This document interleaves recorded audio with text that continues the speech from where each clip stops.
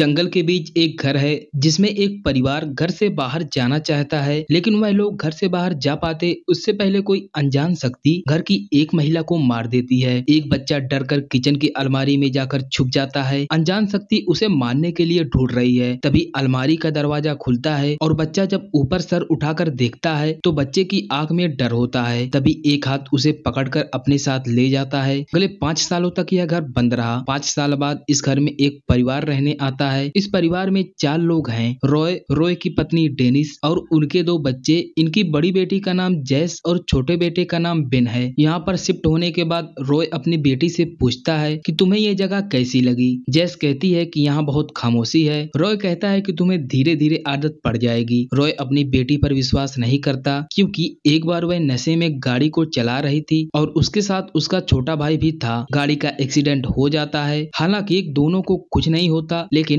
उस एक्सीडेंट के बाद बेन कुछ बोल नहीं पाता। जैस के घर वाले जैस पर विश्वास नहीं करते। उन्हें लगता है कि जैस लापरवाह है। रात को रॉय को अपने बेटे की हंसने और खेलने की आवाज आती है। वह अपने बच्चे के रूम में जाता है तो वह वहाँ देखता है कि उसका बच्चा किसी के साथ खेल रहा है। वह लाइट चालू करता है तो रूम में कोई नहीं था। वह अपने बच्चे से पूछता है कि तुम झूले से बाहर कैसे आ गए। उसका बेटा बहुत छोटा है, वह झूले से बाहर नहीं आ सकता। उसका बेटा अभी भी दीवार की तरफ देख रहा था। जब रॉय उस तरफ देखता है तो वहाँ कुछ नहीं होता। रॉय बेन को झूले में सुलाकर चला जाता है। उसके जाने के बाद उसका बेटा दोबारा खेलना शुरू कर देता है। अगले दिन रॉय के पास एक आदमी आता है जो उससे ये घर खरीदना चाहता है। वह आदमी इस घर के 15% एक्स्ट्रा भी दे रहा था, लेकिन रॉय मना कर देता है क्योंकि वह यहाँ पर खेती करना चाहता है। घर में डेनिस को दीवार पर एक निशान दिखता है। वह उसे मिटा देती है। वहीं उसका बेटा भी था जो खाना खा रहा था। उसे एक साया दिखता है जो दीवार पर चढ़ रहा था।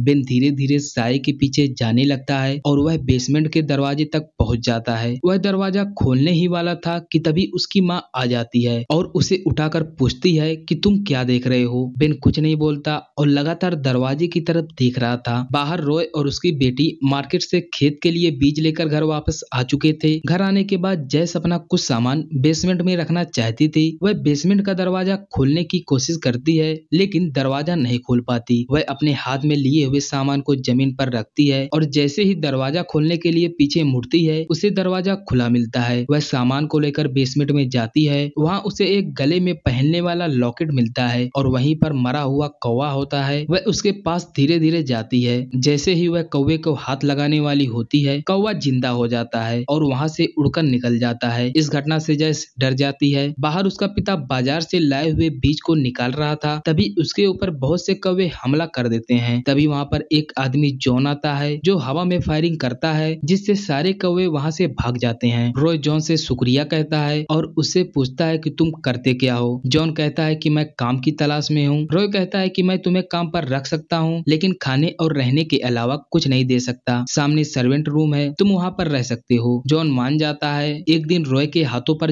चोट लग जाती है। डेनिस उसे डॉक्टर के पास शहर में ले जाती है। घर पर उनके दोनों बच्चे अकेले रह जाते हैं। जॉन उनसे अलग सर्वेंट रूम में रहता था। रात हो जाती है। रॉय और डेनिस अभी तक घर नहीं आए थे। जैस किचन में कुछ बना रही थी। तभी उसे ऐसा लगता है जैसे घर में कोई है। लाइट चालू बंद होने लगती है। घर के सभी सामान गिरने लगते हैं। जैस बहुत डर जाती है। वह पुलिस को फोन लगाती है और कहती है हमारे घर में कोई है। तभी वह देखती है कि जहाँ पर उसका भाई बेन बैठा हुआ था वह वहाँ पर नहीं था, बल्कि वह अपने खिलौने के पीछे पीछे जा रहा था। ऐसा लग रहा था कि उस खिलौने को कोई खींच रहा था। वह खिलौना बेसमेंट के दरवाजे पर आकर रुक जाता है। जैस जल्दी से बेसमेंट में आने लगती है ताकि वह अपने भाई को बचा सके। जब वह वहाँ पर पहुँचती है तो वहाँ दरवाजे पर सिर्फ बेन का खिलौना था। उसका भाई वहाँ पर नहीं था। जैसे ही वह बेन के खिलौने को हाथ लगाती है तो उसका खिलौना नीचे बेसमेंट में चला जाता है। जैस पीछे देखती है तो उसका भाई वहाँ पर खड़ा था। जैस पूछती है बेन तुम वहाँ कैसे पहुँचे। इससे पहले कि वह वहाँ से उठ पाती तभी बेसमेंट से कुछ हाथ आते हैं और उसे बेसमेंट में खींच लेते हैं, लेकिन किसी तरह से वह वहाँ से ऊपर आ जाती है और दरवाजे की तरफ जाती है, लेकिन दरवाजा नहीं खुलता। तभी वहाँ पर जॉन आ जाता है और उन दोनों को बाहर निकालता है। कुछ देर बाद उसके माता पिता घर आ जाते हैं। वह देखते हैं कि घर के बाहर पुलिस की गाड़ी खड़ी है। वह जल्दी से घर में जाते हैं। पुलिस उन्हें बताती है कि हमने घर में सब जगह चेक कर लिया है, घर में कोई नहीं है। दरअसल तुम्हारी बेटी डर गई है, इसलिए उसने घर में तोड़फोड़ की है। पुलिस के जाने के बाद जैस उन्हें सब बातें बताती है, लेकिन उसके घर वालों को उस पर विश्वास नहीं था। लेकिन जैस को ही पता था कि उसके भाई को यहाँ पर कुछ दिखता है। वह अपने भाई से पूछती है कि वह कहाँ पर है। बेन अपनी उंगली से एक तरफ इशारा करता है। वह उसके साथ चलने लगती है। तभी उसे एहसास होता है कि उसके पीछे कोई खड़ा है। जैसे ही जेस पीछे मुड़ती है तो वहाँ पर कोई नहीं होता है। अगले दिन वह बेसमेंट में जाती है। वहाँ उसे एक ड्राइंग मिलती है जिसमें एक परिवार का चित्र होता है, जिसमें 2 औरत, एक बच्चा और एक आदमी होता है। अचानक जेस को लगता है कि उसके पीछे हलचल हो रही है। दरअसल वहाँ पर जो लकड़ी का फर्श होता है वो दलदल में बदलना शुरू हो जाता है। जेस वहाँ से भागने लगती है। वह सीढ़ियों पर चढ़ रही थी, तभी दलदल से एक डरावनी औरत निकलती है और उसका पैर पकड़कर खींचने लगती है। तभी उसके विजन में एक लड़की आती है जिसको इसी तरह खींचा गया था। डरावनी औरत उसे खींचकर फर्श पर गिरा देती है, लेकिन फर्श से दलदल गायब था। जेस जल्दी से बाहर निकलती है।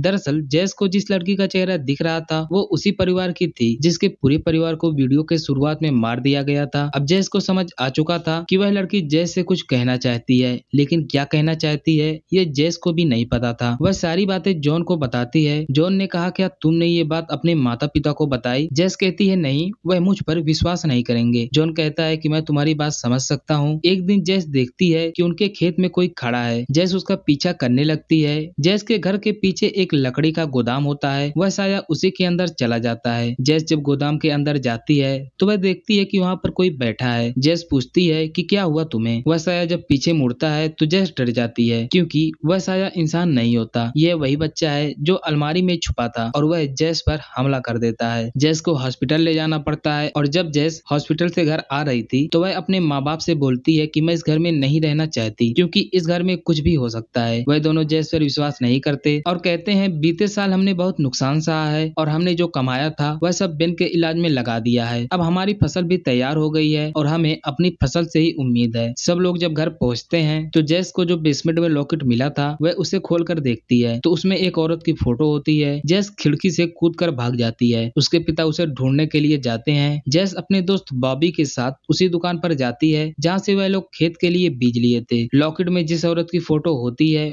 वही फोटो दुकान के नोटिस बोर्ड पर थी। इस फोटो में कुल 4 लोग थे और उनमें जॉन की भी फोटो थी। जेस को पूरी बात समझ आ जाती है कि ये परिवार जॉन का है। जॉन अपने परिवार के साथ उसी घर में पहले रहता था और जॉन ने ही अपने पूरे परिवार को मार दिया। जेस जल्दी से घर जाती है अपने परिवार वालों को सब बताने के लिए। वे बेन को बेड पे सुलाने ले जाती है। तभी वह दीवार पर देखती है तो वहाँ एक साया उभरना शुरू हो जाता है और साया एक डरावनी औरत का रूप ले लेता है। बेन की माँ बहुत डर जाती है। वहीं बाहर आसमान में बहुत से कौवे आ जाते हैं और जॉन पर हमला करके उसे घायल कर देते हैं। जेस की माँ सब सामान लेकर घर से बाहर जाने लगती है। वे समझ गई थी कि उसकी बेटी जेस सही कह रही थी। तभी जॉन को दौरा पड़ता है और वह बेन की माँ डेनिस को मारने जाता है। डेनिस उसे किसी तरह छूटकर अपने बच्चे को लेकर बेसमेंट में चली जाती है और दरवाजा बंद कर लेती है। तभी घर में जेस और उसका दोस्त बॉबी आ जाता है। जॉन उन दोनों पर भी हमला कर देता है जिससे बॉबी बेहोश हो जाता है और जेस भागकर बेसमेंट में अपनी माँ के पास चली जाती है और दरवाजा बंद कर लेती है। जॉन दरवाजा तोड़ देता है। अंदर जेस ने सारे बल्ब को बुझा दिया था। बेसमेंट में पूरा अंधेरा था। तभी जेस के पिता रॉय भी बेसमेंट में उन्हें बचाने के लिए आ जाते हैं। जॉन रॉय पर हमला करके उसे घायल कर देता है और वह जेस को मारने के लिए बढ़ता है। तभी बेसमेंट में फिर दलदल बनना शुरू हो जाती है। जेस एक लात मारकर जॉन को दलदल में गिरा देती है। दलदल से बहुत से हाथ निकलते हैं और जॉन को दलदल में दबाने लगते हैं। अचानक जॉन जेस का पैर पकड़कर उसे भी अपने साथ दलदल में ले जाने लगता है। तभी जेस के माँ बाप उसे खींचकर बाहर निकाल लाते हैं और जॉन दलदल में दबकर अपने परिवार के हाथों ही मारा जाता है। बाहर पुलिस और एम्बुलेंस आ जाती हैं और रॉय को एम्बुलेंस में हॉस्पिटल ले जाया जाता है। रॉय अपनी बेटी से माफी मांगता है। कुछ दिनों बाद दिखाया जाता है कि रॉय का परिवार अब यहाँ हंसी खुशी रहता है और अब इस घर में कोई भी भूत का साया नहीं होता है। बेन ने भी अब बोलना शुरू कर दिया था। फिल्म यहीं पर खत्म हो जाती है। यह फिल्म 2007 में रिलीज हुई थी और इसका नाम द मैसेंजर है। अगर आपको हमारा काम पसंद आया हो तो चैनल को सब्सक्राइब कर लेना और अगर नहीं पसंद आया हो तो वीडियो को डिसलाइक कर देना।